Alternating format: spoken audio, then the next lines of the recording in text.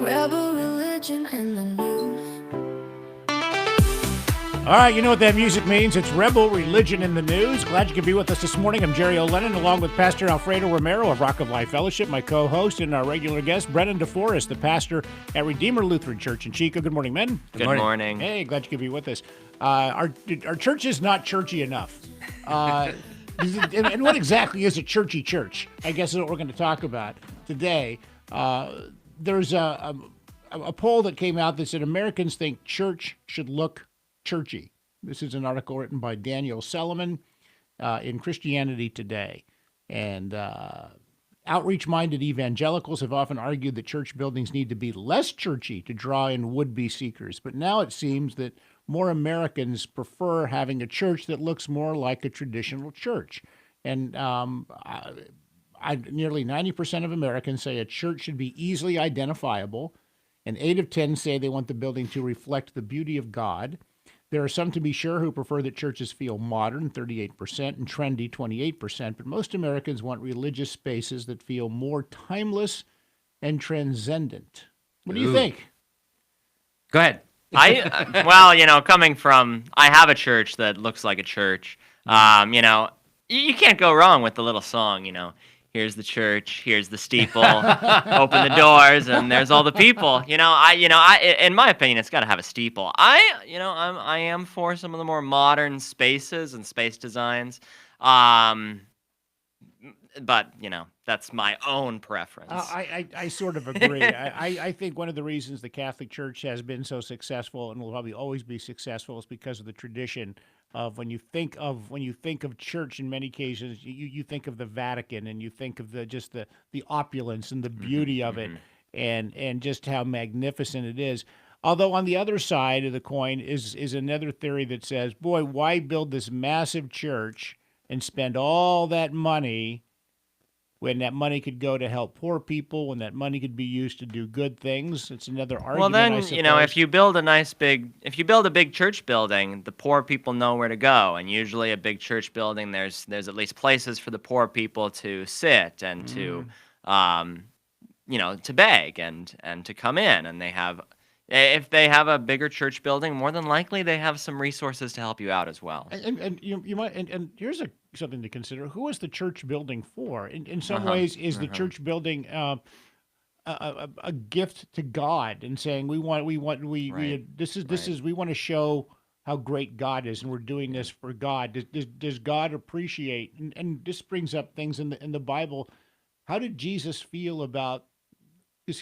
Some people would say, well, Jesus's ministry was the dirt road. He would just walk around from place to place, but he went to the churches too. And yet, his feet were anointed with the expensive perfume. Right. Yeah. Yeah. Okay. So I think you can swing too far left and swing too far right. So I've heard of churches and I've seen churches and I've read about churches. So about we meet in bars. They'll meet outside. We want to meet out in a park. That's our church.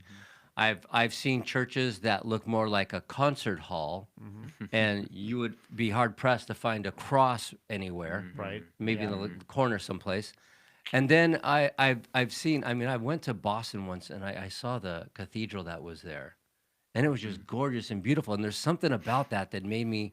It did make me feel like an awe. More, like this is God's house. More reverent. Yeah, more reverent. I just felt like, wow, this is beautiful. And first thing I want to be quiet, and I want to kneel down and pray. So I lean more towards a church representing whose house it is.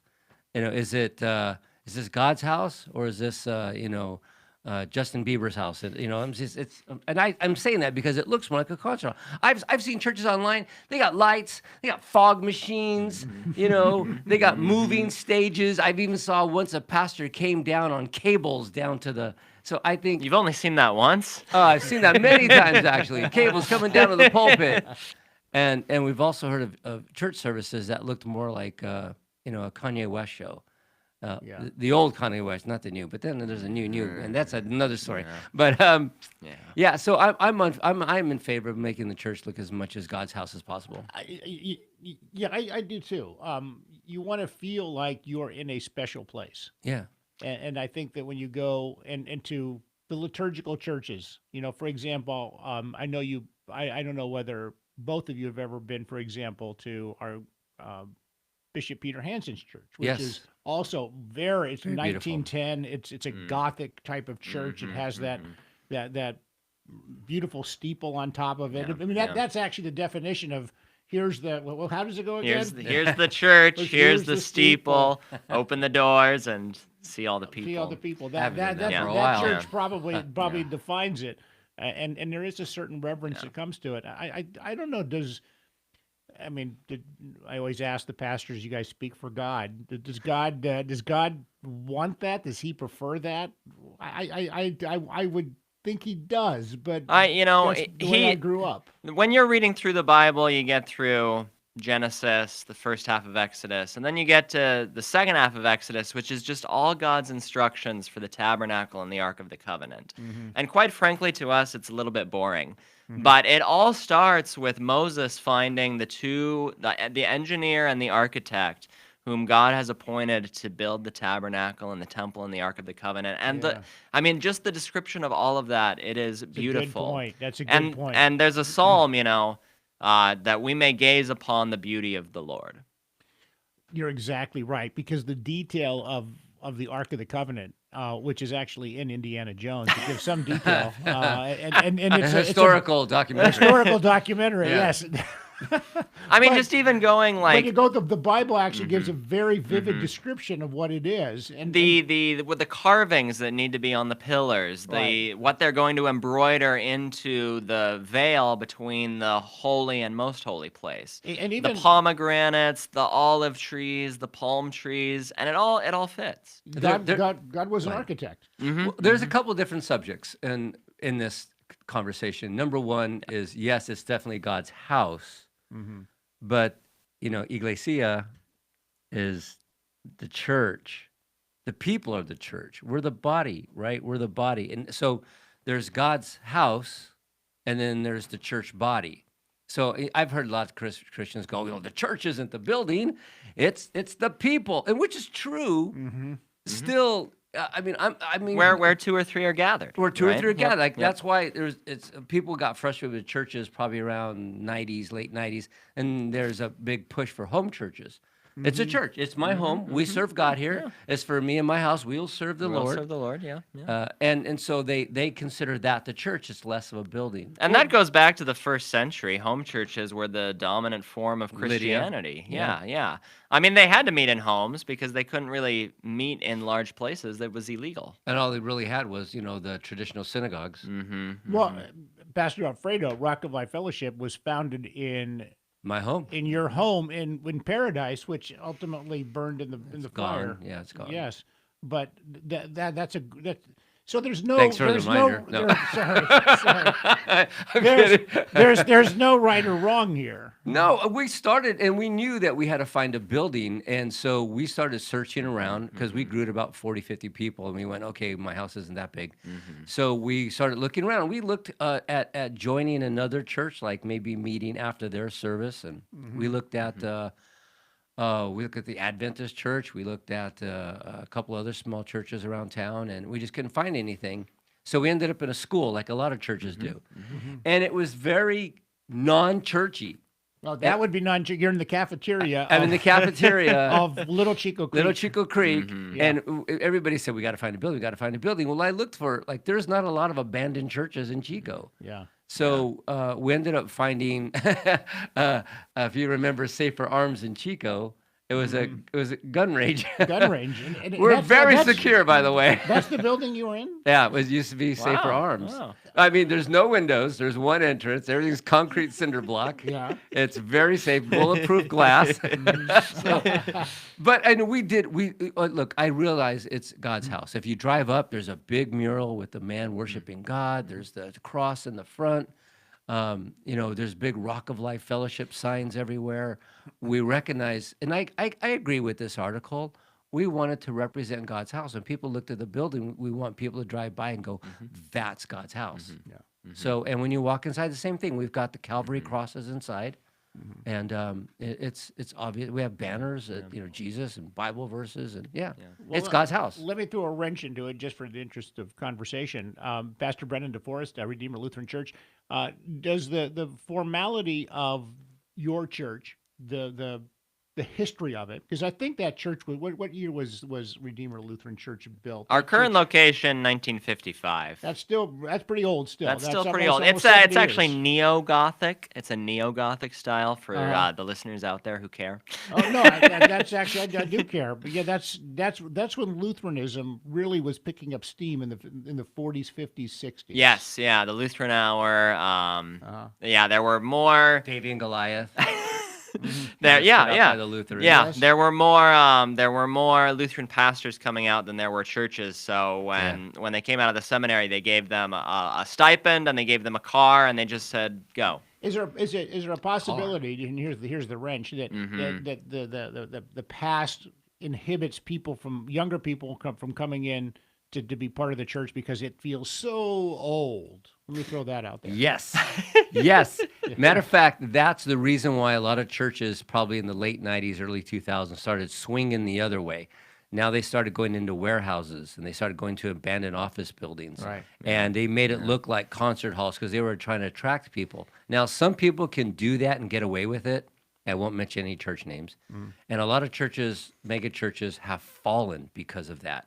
Because suddenly it became about looking more like the world and representing more, attracting people because of what the world is rather than what the Word of God is. So But now they it's- swung the other way. Now it's swung back the other way. Now we're going Yeah, back to the more traditional churches, you Good. know, and it's like thin tie, thick tie, medium tie. You know, we're gonna have paisley ties. No, we're not gonna have paisley ties. We're gonna have striped ties. And it's gonna change. I don't wear ties, but I do dress fashionably. Well, you know what I mean. Yeah, yes, and I think that's what's happening now. And now we're going. And I think now we're going back to the paisley tie, the more conservative ties. You know, and So- I think that's probably maybe a good thing. So our church is especially built to look like an ark to represent that this is an ark. It's kind of a safe haven from the world. Interesting. And I hear the music, so. The music means it's time for a break. And we'll be right back with Rebel Religion in the News. I think we're going to talk about the death penalty. That's a good segment. That was in the news. Yeah. We'll talk about that. And that's not really anything to do with church decor, but it's an interesting topic, especially this past week. We'll be right back. All right, welcome back to Rebel Religion in the News. I'm with my co-host, Alfredo Romero of Rock of Life Fellowship, the pastor there, and also Pastor Brennan DeForest, a Redeemer Lutheran Church. Both of them have wonderful churches. Both of their service times are at 10 o'clock on Sunday morning. And they're both great churches. I can't pick a favorite. They're both great. They're both wonderful. They both do the mission that Christ is hoping that we do here on earth. There was a man by the name of Brad Sigmund, 67 years old. He was executed. And if you're a believer in the death penalty, he certainly deserved because of the people he had killed a few people. And he apparently he found the Lord before the Lord found him, I should Oh, say. really? I didn't know that. Yes, and before he died. And he faced the fire. He decided to take his execution by a firing squad, which is unique. And gosh, I mean, this sounds like a weird question. If you had to be executed, how would you want to be executed? Transfer me to France and behead me with a guillotine. Ooh, wow. Wow. Yeah, I Wow. just instantaneous, boom, it's gone, it's over. I mean, I've heard I've heard that science is trying to figure out whether or not you have a few seconds of consciousness as you see your head rolling into a basket. I think you do. You yeah, do, yeah. There's like yeah. a couple seconds of consciousness Yeah, before you. there's still some blood flowing around. yeah, in there's there. still blood flowing. Oh, It'll take gosh. a few seconds. Pastor, is this a conversation we shouldn't be having? I don't know. Well, I'm trying to think of something instant. I mean, you could. The firing squad is relatively instant as well. I know people are backing away from the chemical injections because sometimes it's a lot of suffering, minutes. Mm-hmm. I've heard even stories of guys who suffered for half an hour because it just didn't take. Oh man. And so I know I'm kind of against the lethal injection stuff, even electrocution. So what's left? Firing squad and guillotine. I think some states still allow hanging. Oh no. I'm not swinging. Hey, but then your neck breaks and it's over. No, I was like, no. Yeah. Well, let's just talk about this. It's I, the Bible, I think, is very clear on this. It is actually. It's very clear that God does say an eye for an eye and a tooth for a tooth in the Old Testament, and it doesn't back away from it. People think that it says you've heard it said an eye for an eye and a tooth for a tooth. However, I tell you that you should forgive your brother, etc., and all that kind of thing, and turn the other cheek. That has nothing to do with the death penalty. Please clarify that for people who still make that argument. Yeah. Yeah. Yeah. Yeah. You want to clarify? Well, see, eye for an eye, tooth for tooth. We wasn't talking about. Some extremist religions would say if somebody steals, you cut off their hand. If they try to Right, run away, you right. cut off their feet. Right. If they say something they shouldn't have said, you cut off their tongue. That's not what it means. It means a just punishment for the crime. So you don't put somebody in jail for 5 years for stealing a candy bar. The just we have a just God Right. who has just punishments. So there's still the thought then that the Old Testament and the New Testament still blend. Well, he wasn't. Jesus says, "I didn't come to abolish the law. I came to fulfill it." So you're not getting rid of pretty much the laws, but he fulfilled the law, which still means there's still a just punishment for the crime that you commit. So then the train of thought becomes: if you take somebody's life, your life must be taken. And there's several instances in the Old Testament where God actually used corporal punishment on people. But he did not for Cain, which is interesting, which shows the wisdom of God. At least I think so. Because Cain, when he killed Abel, it was not first-degree murder. He did it out of passion. He did it because he did it because he was jealous, because God preferred the gift that Abel provided, and he did it in a rash manner. It was not premeditated. And I think God was maybe actually saying, look, there is a difference here. And maybe he says, I don't support the death penalty when it's done out of a crime of passion or done it's because he did not kill Cain. He did not immediately. Cain was basically banished. Yeah. Where was he banished to? Banished in some sort of Can't remember. outer. He did. Cain did end up being killed by somebody. Right. So He did. yeah, but But and then the guy said, well, whoever I killed Cain, so whoever kills me, it'll be to him 77 or whatever the thing was. okay. But no, yeah, the God is a God of justice. Jesus did say some, radical things, of course, about love your enemies, pray for those who persecute you. But we can't, and do not judge. But we can't really read into that God has done away with the death penalty. It was done in the Old Testament, and Jesus didn't come and say, I've done away with the death penalty. Yeah. He did, take the death penalty for all of us sinners on the cross, Right. and appeased the wrath of God. But absolutely, they're how do you bring comfort to a family that's suffering on account of somebody who's murdered somebody in their family? There has to be some sort of justice there. Yeah. Go ahead. It's so difficult for me to understand because it's an area where no one wants to go to. Yeah, To think yeah. about a loved one losing their life like that and how they would react, whether they would want a certain type of justice or whether or not they would say, no, I want that person to be forgiven. And Well, it could be both. yeah, They can want them to be forgiven, and they can also desire the death penalty for them. yeah. There's a great lesson that I learned a few years ago, and it's the Hebrew word for murder and the Hebrew word for killing. And there's a separation on this. The reason why I bring this up is because, for example, harag is something that basically means to kill, and rashats implies Rashak. Thank you. I got a little bit too much phlegm in my throat. Rashak implies an unlawful or justified killing. In other words, there's a difference between murder and killing. When you go to war, you're killing, but you're not murdering people. If you hide in the bushes and jump somebody, that's like this unjustified killing. So, God says in His 10 Commandments, and I know there's some different translations, but originally it is, "Thou shalt not murder." He does use the murder word there. Yeah, he uses murder in word. Exodus. Yes, and so when we put somebody in the death penalty, some people call it murder, biblically, technically, it's we're justifiably taking someone's life. It's a kill, not a murder. The thing about the death penalty, and I hear people say the death penalty should be quick, should happen. I mean, you're guilty, bam, you go and you.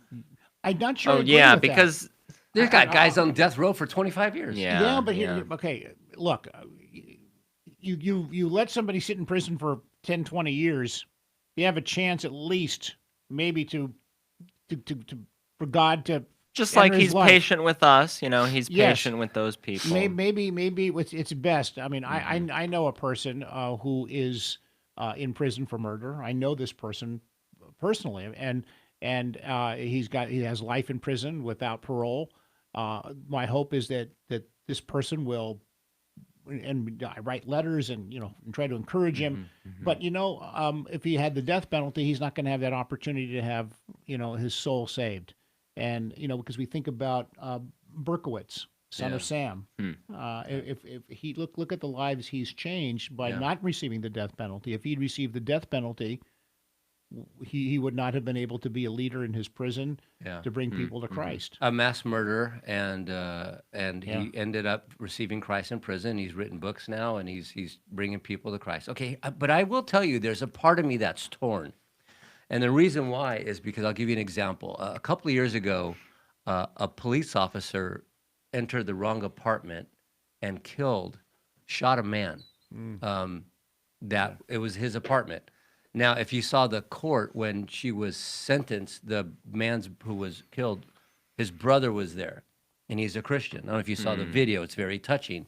He stands up. He says, "I just want you to know, I know you didn't do it on purpose. I forgive you, and I love you." And he asked the judge if he could give her a hug, and he went up and he hugged this woman, and they both just kind of cried. It was very touching. Now, that doesn't mean she doesn't deserve to be punished, but there still has to be biblical forgiveness. And 'cause I've seen videos of family members jumping over the benches to get to the guy that harmed a family member or something. But biblically, there's a forgiveness when Jesus says, "Forgive your enemies." God is the judge. Vengeance is mine, saith God. So there's a part of me that goes, well, I'm kind of on the fence sometimes. See the movie Dead Man Walking with Sean Penn, Susan Sarandon, directed by Tim Robbins. It's the best film ever because it presents both sides fairly, based on a true story, where Sean Penn, when he's a young man, kills somebody, and he's going to face the death penalty.